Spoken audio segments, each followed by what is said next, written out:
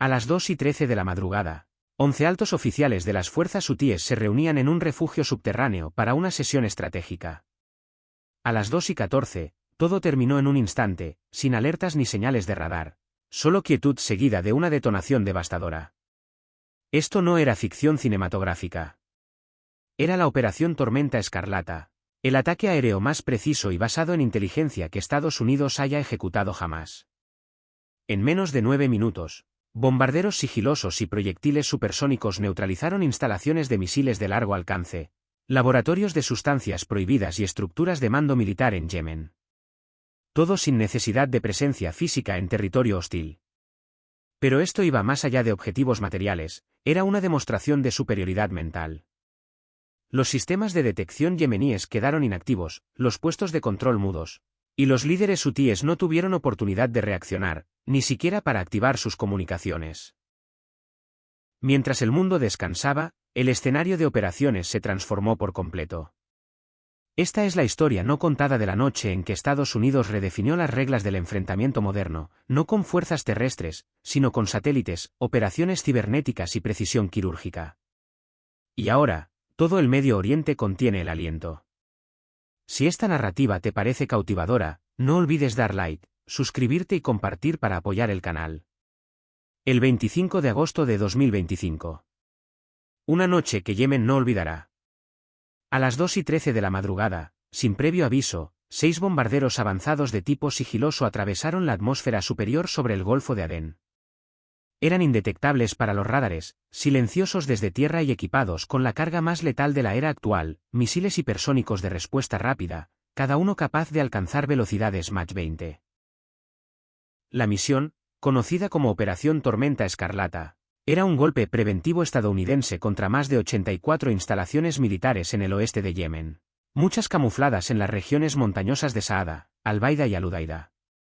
Estas no eran estructuras comunes, incluían plataformas de misiles de gran alcance, laboratorios de materiales químicos restringidos y centros de mando subterráneos, algunos construidos con asistencia técnica externa de origen iraní. Cuando los primeros proyectiles se lanzaron desde 13.700 metros de altura, viajando más rápido que una bala de rifle, drones de vigilancia RQ-180 Sentinel flotaban sobre el Mar Rojo. Estos aparatos invisibles habían dedicado semanas a mapear firmas térmicas enemigas, detectar movimientos de personal y transmitir datos en vivo a bases estadounidenses en Djibouti y Diego García. Abajo, la primera detonación impactó con exactitud quirúrgica. Un misil hipersónico perforó un búnker de concreto cerca de Jabal al-Nar, donde 11 oficiales hutíes de alto rango sostenían una reunión estratégica en plena medianoche. Detonó a nivel del suelo, eliminando a todos los presentes de inmediato, mientras las estructuras adyacentes permanecían curiosamente intactas. En las proximidades, un segundo proyectil desintegró un laboratorio químico móvil disfrazado como un convoy de camiones en movimiento, cerca de Marib, capturado en tiempo real por vigilancia de drones. Pero el asalto estadounidense no se limitaba a la potencia bruta. Era una exhibición de integración entre fuerza aérea, guerra electrónica e inteligencia superior. Instantes antes del impacto, unidades de guerra electrónica cibernética activaron una operación de interferencia total. Relés satelitales y pulsos de microondas paralizaron las redes de mando hutíes, provocando apagones en radares, fallos en comunicaciones y un caos absoluto. Sin embargo, en medio del desorden, los defensores no se quedaron inmóviles. Dentro de un búnker fortificado cerca de Saada, el mando de defensa aérea yemení se apresuró a contraatacar. Radares antiguos de origen soviético, como los PET-18, se encendieron con esfuerzo, luchando por rastrear blancos ilusorios. Los operadores entraron en pánico, interpretando ecos falsos como aeronaves reales. Las sirenas resonaron. Técnicos activaron misiles antiaéreos de tipo S-200, con sus lanzadores girando en la oscuridad. Pero los misiles hipersónicos ya estaban dentro de sus zonas de alcance antes de que pudieran responder. Un proyectil dirigido a una base en Al-Baida fue interceptado, según indicaban los radares. El sistema S-200 disparó, pero lo que capturó fue una señal señuelo de un dron Viper cibernético, que imitaba la firma térmica y radar de un misil genuino. El verdadero proyectil evadió la detección, impactando en un depósito de municiones reforzado y desencadenando una cadena de explosiones visible a 64 kilómetros de distancia. Cerca de Al-Udaida, un equipo de artilleros hutíes operaba cañones antiaéreos de 35 milímetros de doble cañón, escaneando los cielos con visores nocturnos. Dispararon a ciegas, rociando la oscuridad con trazadoras, esperando acertar algo, cualquier cosa. Los destellos de sus cañones iluminaron el pánico en sus rostros, pero los bombarderos sigilosos ya se habían retirado. Todo lo que alcanzaron fue el vacío. En menos de 9 minutos, 57 objetivos precisos fueron neutralizados. Búnkeres colapsaron, torres cayeron y reservas químicas se convirtieron en cráteres que brillaban tenuemente bajo la luz de la luna. Pero el impacto psicológico fue aún mayor. La cadena de mando hutí se fracturó casi de inmediato. Los oficiales ya no podían contactar a sus unidades de campo. Las comunicaciones estaban muertas. Órdenes contradictorias se propagaron como un incendio. Mientras los ecos de los impactos resonaban en las colinas, muchos creyeron que se trataba de un ataque contra instalaciones iraníes. Otros pensaron que fuerzas estadounidenses habían desembarcado. No necesitábamos conquistar terreno. Lo que buscábamos era desmantelar su estructura de mando de manera limpia, rápida y definitiva. Más tarde, el general Curtis R. Arlon, jefe del Mando Aéreo Estratégico de Estados Unidos, comentó a reporteros en una sesión clasificada. En el Centro de Operaciones Aéreas de Estados Unidos, las transmisiones de drones RQ-180 y superposiciones satelitales contaban la historia completa. Las defensas aéreas yemeníes habían fallado en casi su totalidad.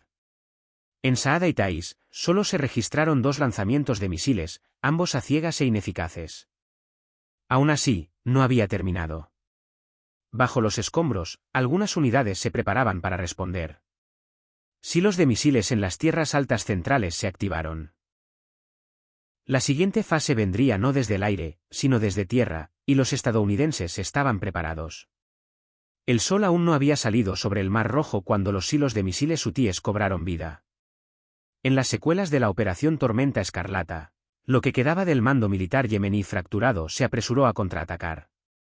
Con las líneas de comunicación aún interferidas por la guerra electrónica estadounidense, los comandantes de campo recurrieron a planes de contingencia obsoletos. En lo profundo de las montañas de Ajá y los valles cerca de Damar, equipos de lanzamiento se posicionaron bajo la cobertura de la oscuridad. A las 5:47 de la madrugada, comenzó la primera respuesta. Una andanada de misiles balísticos YAM-2, suministrados y modificados localmente con asistencia iraní, surcaron el cielo desde sitios en el oeste de Yemen. Segundos después, enjambres de drones Shad-136 de tipo suicida los siguieron, lanzados desde camiones ocultos cerca de la costa de Tiama y el sur de Saada. Sus destinos, activos estadounidenses en Djibouti, buques navales en el Mar Rojo y cualquier puesto americano al alcance. Para las 6 de la mañana, más de 40 misiles y 20 drones estaban en el aire, pero los estadounidenses estaban listos. A bordo del USS Dwight D. Eisenhower, navegando cerca del estrecho de Bab el-Mandeb, la tripulación ya había pasado a alerta general. Marinero corrieron a sus puestos de combate. El sistema de combate Aegis, el cerebro del buque, comenzó a rastrear amenazas entrantes en segundos. Amenazas entrantes, múltiples rumbos. Clase YAM confirmada. La voz del capitán resonó por los corredores de acero del barco. Interceptores SM-6 se lanzaron en secuencia rápida, rasgando el cielo matutino. Alto arriba, baterías Taat en Djibouti entraron en acción, guiadas por telemetría satelital de activos de la Fuerza Espacial de Estados Unidos.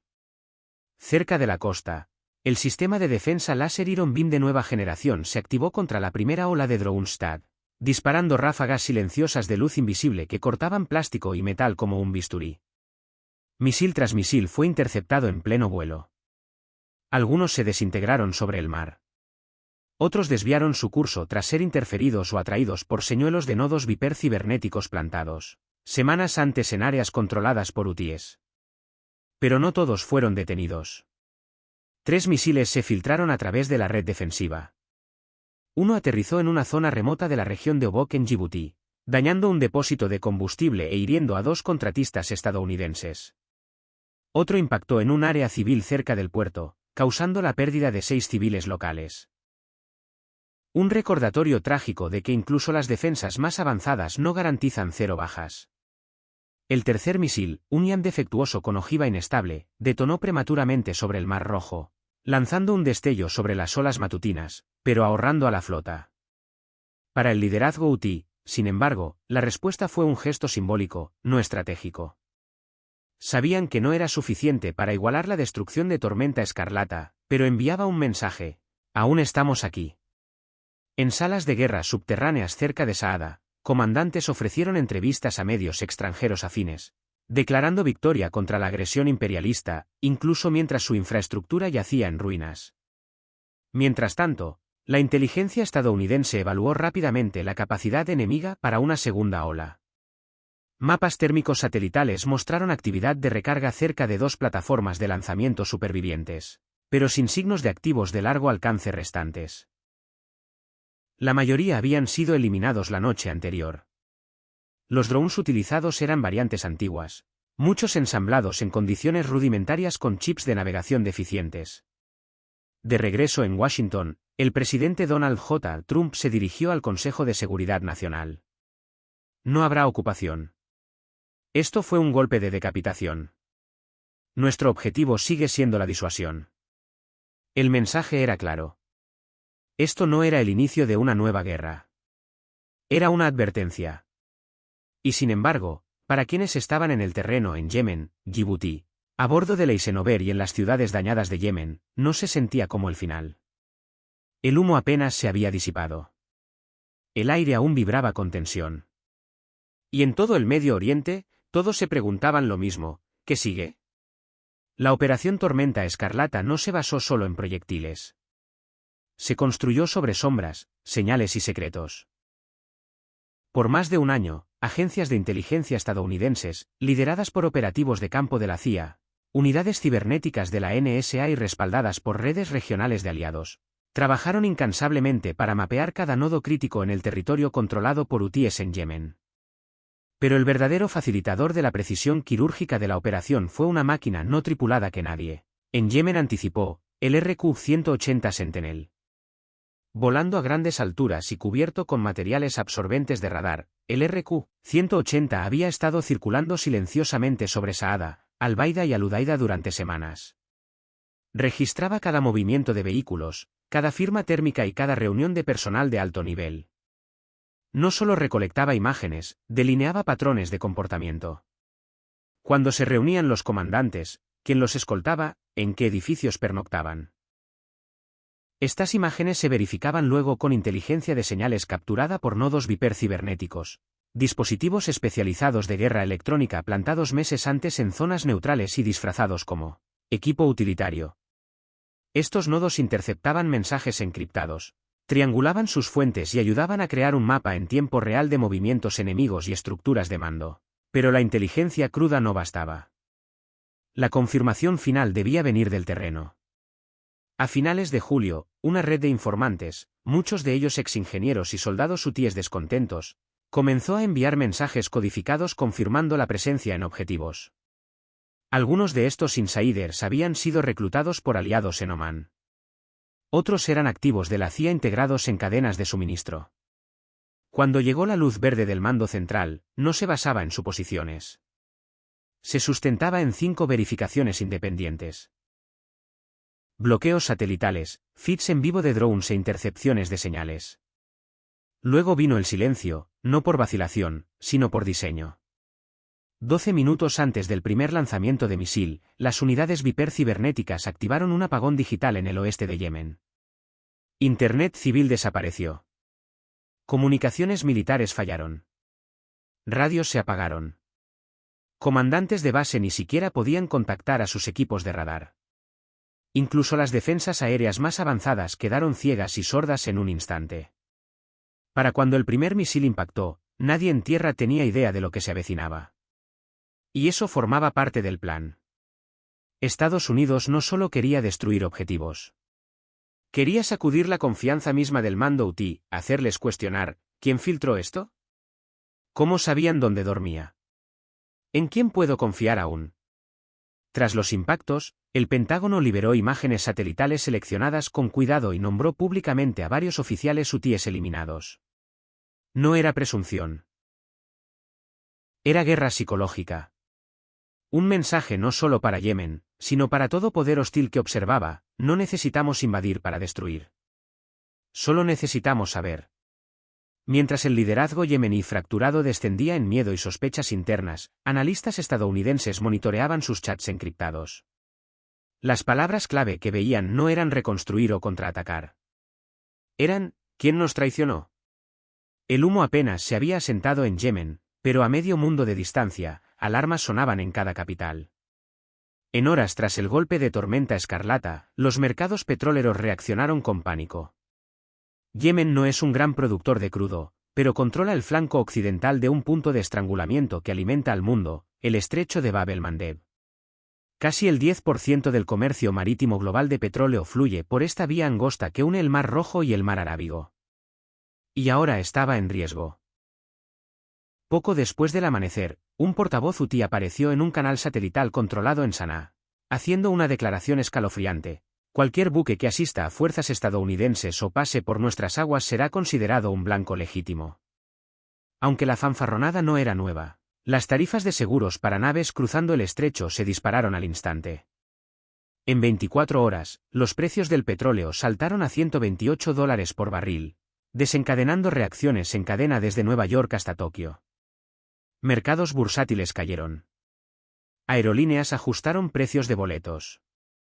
Compañías navieras desviaron tanqueros alrededor del Cabo de Buena Esperanza, sumando semanas y millones en costos extras. Tras bambalinas, Washington se apresuró a tranquilizar a aliados globales. El Pentágono liberó Footy mostrando que fuerzas navales estadounidenses mantenían control total del Bab el-Mandeb. El USS Eisenhower y destructores acompañantes establecieron un corredor defensivo, mientras la Quinta Flota movía activos adicionales hacia el Golfo de Adén. Pero no todos estaban convencidos. En la ONU, una sesión de emergencia a puertas cerradas del Consejo de Seguridad se convirtió rápidamente en un campo de batalla verbal. Rusia e Irán condenaron el golpe como un acto de agresión imperial, mientras China advirtió de consecuencias regionales no intencionadas. Mientras tanto, Francia y Alemania, alarmadas por el desarrollo de armas hutíes, instaron a la moderación, pidiendo un alto el fuego inmediato y corredores humanitarios. En Estados Unidos, el presidente Donald J. Trump se dirigió a la nación esa noche desde la Oficina Oval. Esta operación fue un golpe necesario contra armas de destrucción masiva ilegales. América actuó para prevenir una catástrofe mayor. Habló con calma, pero el mensaje era firme: Estados Unidos no toleraría armas químicas o misiles de largo alcance en manos hostiles. En otras partes del Medio Oriente, las reacciones fueron mixtas y peligrosas. Irán juró represalias, aunque se detuvo en detalles. Buques iraníes se vieron moviéndose más cerca de la desembocadura este del estrecho de Hormuz, un gesto que envió otra onda a los mercados energéticos.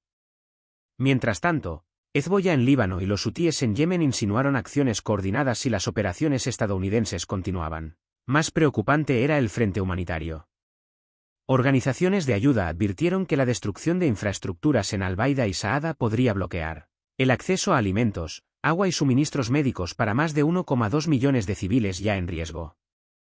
La Organización Mundial de la Salud pidió zonas seguras y puentes aéreos de emergencia, apelaciones que quedaron sin respuesta. Al final del día, dos realidades chocaban. Militarmente, Estados Unidos había entregado una operación casi impecable. Diplomáticamente, el mundo se preparaba para una tormenta. Y en salas de guerra desde Riad hasta Moscú, los líderes no preguntaban si habría un próximo golpe. Preguntaban cuándo. Mientras el polvo de la Operación Tormenta Escarlata comenzaba a asentarse, nadie en Washington, Teherán, Sanaa o Tel Aviv creía que la crisis había terminado. En verdad, la operación había reiniciado el tablero estratégico en el Medio Oriente. Pero no había finalizado el juego. Ahora, con ambos bandos heridos y el mundo observando, tres futuros posibles se presentaban ante ellos. Camino 1, desescalada por diplomacia. En el primer y más esperanzador escenario, los hutíes pausarían su represalia, reconociendo el golpe devastador a su estructura de mando y capacidades de misiles. Tras puertas cerradas, Omán y Qatar, brokers neutrales tradicionales en asuntos del Golfo, comenzarían contactos discretos con Sanaa y Washington. Las charlas de canal secundario se centrarían en evitar más golpes estadounidenses a cambio de congelar operaciones de misiles hutíes y permitir corredores de ayuda monitoreados por la ONU en áreas dañadas como Al-Baida y Saada. En este resultado, nadie declara victoria, pero la violencia cesa. El Bab el-Mandeb permanece abierto. Los precios del petróleo se estabilizan, y por primera vez en meses, los civiles en el norte de Yemen duermen toda la noche. Pero es un camino estrecho y fácil de errar. Camino 2, escalada y explosión regional. El segundo escenario es el más temido por planificadores militares, represalia total. En este sendero, equipos de misiles hutíes se reagrupan, rearmados con entregas rápidas de lanchas iraníes, y comienzan lanzamientos no solo contra activos estadounidenses, sino contra Arabia Saudita, los Emiratos Árabes Unidos e incluso puestos israelíes en el desierto del Negev. Si solo un misil impacta en una ciudad mayor o causa bajas civiles masivas, Estados Unidos podría verse forzado a escalar con más golpes de precisión o incluso desplegar fuerzas terrestres limitadas para asegurar regiones costeras clave. Desde allí, el rol de Irán se vuelve pivotal. Aunque no involucrado directamente en Tormenta Escarlata, los praxis iraníes han sido golpeados. Si Teherán elige responder, incluso a través de ciberataques o cohetes de Hezbollah, el conflicto podría espiralear en una guerra regional multifrente, extendiéndose desde el sur del Líbano hasta Yemen, desde Yibuti hasta el estrecho de Hormuz. El costo, miles de vidas, comercio global interrumpido y quizás el colapso de avances diplomáticos ya frágiles en el Medio Oriente. Camino 3, la guerra prolongada en las sombras. Luego está el tercer y más insidioso camino, un conflicto de bajo grado extendido. En este escenario, no hay contraataque grandioso, ni acuerdo de paz. En cambio, escaramuzas con drones, sabotajes encubiertos y acosos con misiles definen los meses venideros. Los civiles sufren más, atrapados entre impactos aéreos, escasez de suministros y el temor constante a la escalada. Para Yemen, significaría otro ciclo de guerra, hambre y desplazamiento. Para Estados Unidos, vigilancia constante, buques en posición, drones en el aire y tropas en alerta. Y para el mundo, vivir al límite con precios del petróleo, flujos de refugiados y tensiones geopolíticas en flujo constante. Estados Unidos había impartido una clase magistral en guerra moderna, fusionando sigilo, velocidad e inteligencia. Pero la guerra nunca es solo sobre potencia de fuego. Es sobre lo que viene después. Y ahora, mientras el amanecer rompe de nuevo sobre el Mar Rojo, la región se encuentra en una encrucijada. Tres caminos divergiendo en la arena, pero solo uno aleja del fuego. La Operación Tormenta Escarlata fue más que un golpe militar. Fue un mensaje escrito en llamas, tecnología y sombras. Estados Unidos mostró al mundo que la guerra moderna ya no requiere presencia terrestre para desmantelar centros de mando enemigos. A través de satélites, bombarderos sigilosos y guerra cibernética, un arsenal entero de destrucción fue neutralizado antes del amanecer. Pero en el silencio que sigue, la pregunta persiste: ¿fue esta precisión el inicio de la paz? ¿O solo el disparo de apertura en un conflicto más profundo y peligroso? Mientras potencias globales recalculan, mercados petroleros tiemblan y civiles se preparan para lo desconocido, el próximo movimiento podría no decidirse en los cielos, sino en salas traseras, cámaras diplomáticas y campos de batalla proxy dispersos por la región.